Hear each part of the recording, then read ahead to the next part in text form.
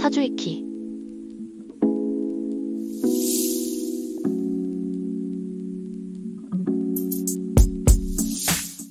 안녕하세요. 사주이키의 송성엽입니다. 오늘부터 조금 센세이션한 강의들이 이어질 것 같은데요. 20번대 강의들은 기대하셔도 좋습니다. 일단 오늘 1교시에서는 육합이라는 용어가 크게 두 종류라는 사실에 대해서 알아볼 거고요. 2교시에서는 우리에게 익숙하지 않은 육합을 활용하여 지구에서 북극과 남극 이외의 극들을 찾아볼 거예요. 사실 여러분들도 동극과 서극이 어디 있는지 다 알고 계신데 3차원적으로 개념 정립이 안 되셨을 뿐이죠. 자, 1번 명리학의 육합. 아마 누구나 다 알고 계실 거예요. 축자합, 인해합, 묘술합, 진유합, 사신합, 오미합, 이렇게 6개를 육합이라고 부르죠. 그리고 중국 쪽 명리학 서적을 찾아보시면 오합이라는 말도 있는데요. 그건 천간합을 가리키는 말이에요. 갑기합, 을경합, 병진합, 정임합, 무게합. 그러니까 지지에 6개의 합이 있어서 육합이라고 부르는 거고요.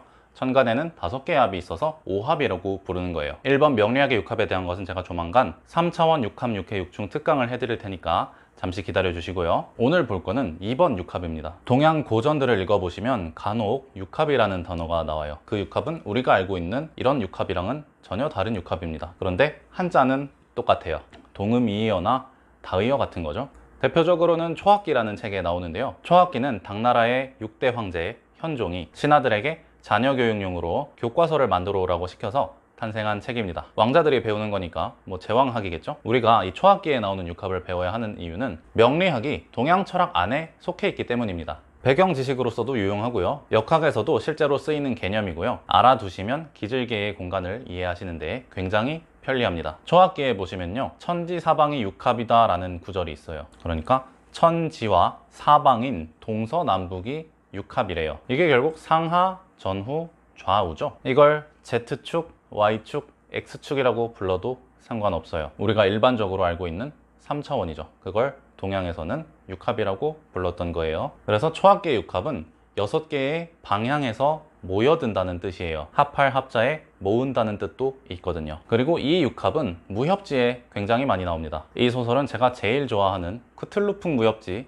전생검신인데요. 현재 92권째 연재 중이고 아직도 완결날 기미가 안 보입니다. 뭐 저야 오래 연재해 주시면 감사하죠. 구로수본 작가님은 가능한 한 돌아가실 때까지 힘을 내주세요. 제가 열심히 쿠키 굽고 있습니다. 아무튼 전생검신의 주인공인 백웅도 그 흔하디 흔한 건법인 육합건법을 배웠는데요. 한 80몇 권쯤에 기초가 중요하다는 깨달음을 얻어서 육합건법만으로도 절대지경의 고수들을 상대하기도 했습니다. 제가 아까 육합이 상하전후좌우라고 했잖아요. 그럼 육합건법은 상하전후좌우를 다 점해버린다는 그런 건법이겠네요. 만약 우리가 칼싸움을 하는데 상하전후좌우를 전부 다 점해버릴 수 있다면 승리는 당연지사겠죠? 그렇기 때문에 많은 무협지의 주인공들이 기본건법인 육합건법만으로도 초고수의 반열에 오를 수 있었나 봅니다. 무협지마다 설정은 다르지만 육합건법의 초식은 보통 3가지입니다. Z축 빼기 태선압정, X축 빼기 횡소천군, Y축 찌르기, 선인지로. 신선이 길을 가리키는 듯한 동작으로 자연스럽게 찌른다는 뜻이에요. 그런데 신선이 길을 이렇게 가리키진 않을 테니까 당연히 양손 찌르기가 아니라 한 손 찌르기겠죠? 또 무협지에는 육합전성이라는 기술도 있는데요. 내 목소리가 상대방에게 상하, 좌우, 전후로 동시에 들리게 해서 내가 어디서 말하는지 모르게 만드는 기술입니다. 신기하죠? 이렇게 무협지도 용어와 설정을 공부하고 보시면 훨씬 더 재밌답니다. 참고로 DC의 배트맨도 육합전성과 비슷한 기술을 쓰는데요. 배트맨은 6방향에서 동시에 목소리가 들리는 그런 기술은 아니고요. 왜 배트맨이 박쥐가 모티브인 히어로잖아요. 그래서 박쥐가 초음파를 쏴서 동굴의 지형이 어떻게 되어 있는지 파악을 하듯이 자신의 목소리를 도탄으로 벽에 튕겨서 상대방한테는 왼쪽 귀에 들렸다가 오른쪽 귀에 들렸다가 또 뒤에서 말하는 것 같이 들릴 때도 있고 앞에서 말하는 것처럼 들릴 때도 있게끔 말하는 기술을 써요. 그래서 배트맨이 어둠 속에서 빌런들에게 말을 하면서 다가갈 때 이쪽에서 들렸다 저쪽에서 들렸다 하니까 배트맨이 도대체 어디서 말하는지 알 수가 없으니까 이 강도 같은 송사리 빌런들이 두리번 거리면서 벌벌 떠는 거예요. 자, 지구의 6개의 방위를 표기해 보았어요. 지금 지구의 좌우가 여러분들이 보시기에는 반대로 되어 있겠지만 이쪽이 앞쪽이니까 지구 입장에서는 이쪽이 왼쪽이겠죠. 제 앞이 여기니까 이쪽이 왼손이잖아요. 좌. 그렇다면 이 6개의 방위 중에서 어디가 천지인가요? 상하가 천지인가요? 좌우가 천지인가요? 전후가 천지인가요? 그걸 알아야 나머지 사방이 어디인지 알 수가 있겠죠. 아니면 반대로 우리 사방을 먼저 알아볼까요? 초학기에 나온 대로 천지사방이 육합이다 라고 했을 때 사방이 동서남북이었으니까 천지는 이 나머지 빨간색 면과 초록색 면이 교차하는 이 지점과 이 지구 뒤편이겠죠. 그렇다면 이쪽이 천인가요? 저 지구 뒤편이 천인가요? 정답은 이쪽이 천입니다. 왜냐하면 동양에서 천은 태양이고 태양에서 바라보면 지구는 항상 이쪽이 동쪽이고 이쪽이 서쪽이기 때문입니다. 물론 북쪽과 남쪽도 이렇게 고정이 되어 있어야겠지만요. 그런데 우리가 이전 강의에서도 항상 태양과 마주보는 무언가에 대해서 배웠었죠. 바로 오시라는 귤 조각의 중심점이었잖아요. 자, 제가 지구는 북극성 방향에서 내려다봤을 때 12지지가 반시계 방향으로 배치된다고 했죠. 그래서 여기가 자축, 인묘, 진사, 오미, 신유술해 반시계 방향으로 배치되어 있어요. 자, 그렇다면 동서남북과 좌우묘유를 합쳐봅시다. 자, 북동 남서는 이 파란색 네모인 ZX축을 따라서 배치되어 있고요. 좌묘오유는 이 빨간색 네모 XY축을 기준으로 배치되어 있습니다. 오늘 강의 제목이 12지지의 동서남북 방위가 없는 이유를 3차원으로 알아보자 였는데요. 실제로 그려놓고 보니까 생각했던 거랑 많이 다르시죠? 일단 인묘진이 서쪽에 있고 신유술이 동쪽에 있습니다. 여러분들이 배우신 거랑 정반대의 위치에 있어요. 게다가 해자축과 사오미는 북쪽과 남쪽조차 아닙니다. 육합에서 북방, 동방, 남방, 서방을 제외한 나머지 방위인 천방과 지방에 있죠. 여러분들이 인터넷에서 주로 독학을 하시니까 해자축이 북쪽이고 인묘지는 동쪽이고 사오미는 남쪽이고 신유술은 서쪽이다 이런 자료들을 굉장히 많이 보셨을 텐데요. 그 자료들은 명리학의 자료가 아닙니다. 기문둔갑 같은 방위학의 자료예요. 그런데 역학을 잘 모르시는 분들이 명리학과 방위학에서 12지지라는 기호를 공유하니까 똑같은 학문의 자료인 줄 알고 명리학에서도 12지지에 방위가 있는 것처럼 착각을 하셔서 블로그 포스팅을 하고 계신 거예요. 명리학과 방위학이 완전히 다른 건데 혼용을 하고 계신 거죠. 오남용이라고 봐도 되고요. 명리학의 12지지는 경도를 따라서 배치되어 있습니다. 경도에서는 북쪽과 남쪽이 없어요. 북쪽과 남쪽은 위도에 있는 개념이죠. 명리학의 12지지에는 동서남북이 붙지 않으니까 앞으로는 절대 방위를 쓰시면 안 됩니다. 제가 이렇게 말씀드리면은 분명히 이런 사람들이 나올 거예요.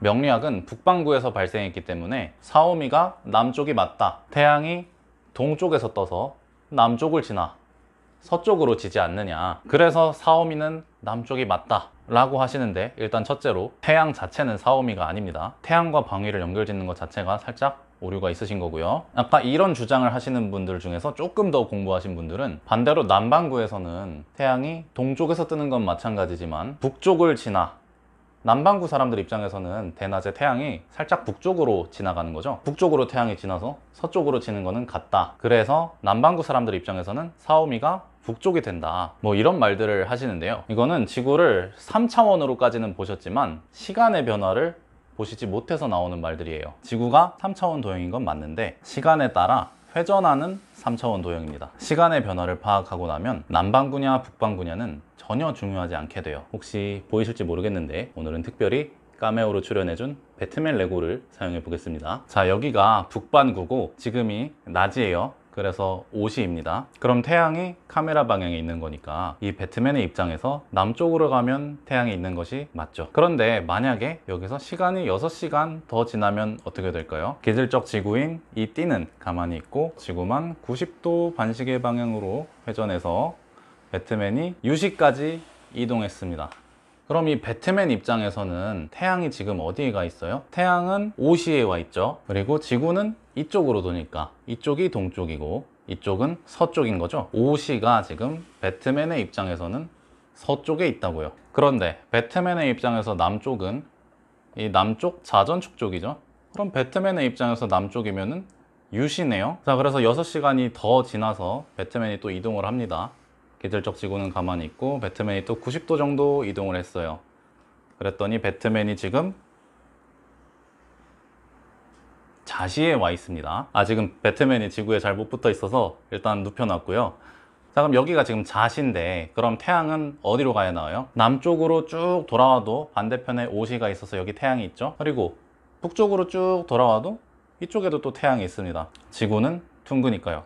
물론 동쪽으로 가도 태양은 있고 서쪽으로 가도 태양은 있지만 동서쪽은 빼야겠죠. 왜냐하면 이번 논점은 북반구 사람한테 있어서 사오미가 남방이고 남반구 사람한테 있어서 사오미가 북방이다 라는 거를 반박하고 있으니까요. 동서쪽은 제외하고 남북 쪽만 따졌을 때 이 배트맨 입장에서 남쪽으로 지구를 돌아가야 태양과 더 빨리 가까워져요? 아니면은 북쪽으로 돌아가야 태양과 훨씬 더 빨리 가까워져요? 만약 남쪽으로 간다면 여기가 북반구니까 지구를 반바퀴보다 더 돌아야 태양 아래에 도착할 수가 있습니다. 반대로 북쪽으로 돌아야 배트맨이 지구를 반바퀴보다 덜 돌고 태양 아래에 도착할 수가 있겠죠? 그러면은 아까 전에는 태양이 남쪽으로 가야 더 가까우니까 사오미가 남방이라고 했는데 지금은 북쪽으로 가야 태양이 더 가까우니까 지금은 해자축이 남방이 되는 건가요? 뭔가 이상하죠? 아까 전과 지금의 조건의 차이는 배트맨이 낮에 있었느냐 밤에 있었느냐의 차이예요. 결국 사오미가 남쪽이라는 말은 위치는 북반구고 시간은 딱 정오일 때 그때만 맞는 말인 거예요. 24시간 중에 딱 1초만 맞는 말이라고요. 나머지 시간 동안에는 다 틀렸고요. 그리고 조금 더 정확히 말하자면 시간이 아니라 나의 위치겠죠. 그래서 명리학에서는 12지지에 동서남북을 붙이시면 안 된답니다. 왜냐하면 자는 뒤쪽, 묘는 서쪽, 오는 앞쪽, 유는 동쪽에 있으니까요. 이 모든 말들이 ZX축인 동서남북과 XY축인 전후좌우를 헷갈려서 나오는 말들이에요. 뭐 대장군 방이니 삼살 방이니 하는 것들은 우리 게 아니니까 통변하실 때 쓰시면 안 돼요.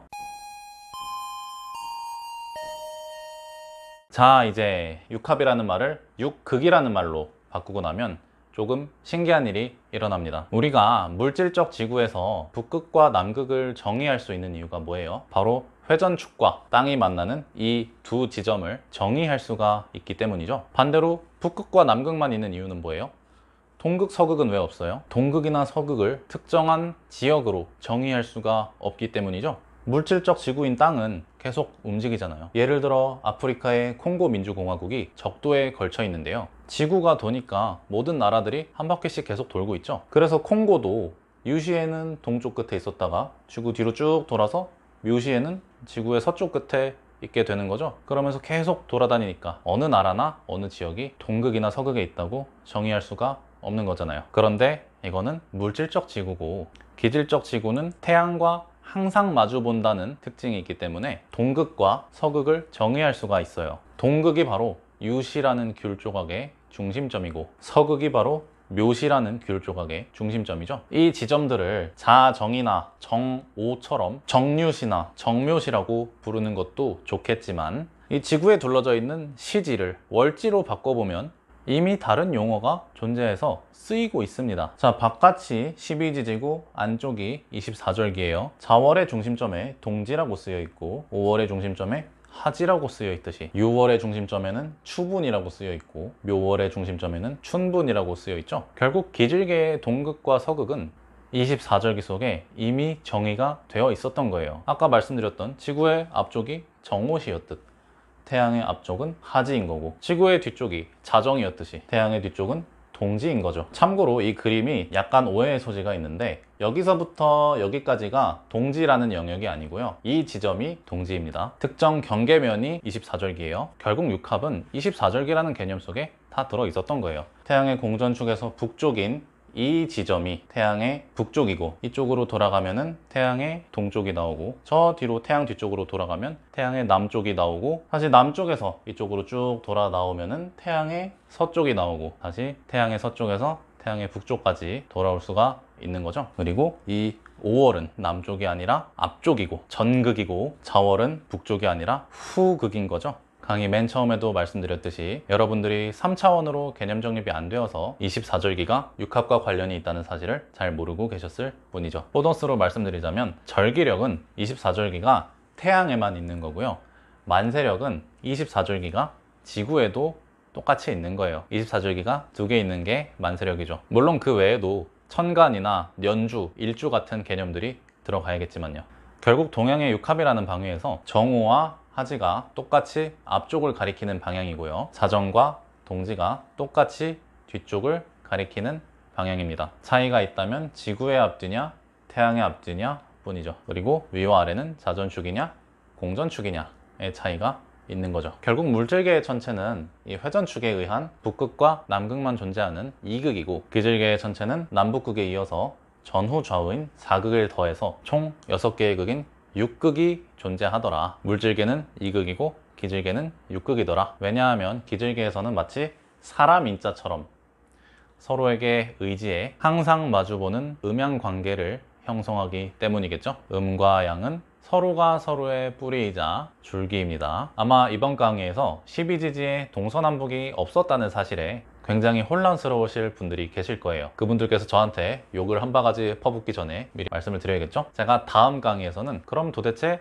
역학에서 동서남북은 뭐냐? 라는 질문에 대답을 해보겠습니다. 이거 화성만세령 만들 때 굉장히 중요한 개념이니까 다음 강의 꼭 시청해 주세요. 그럼 오늘도 시청해 주셔서 감사합니다.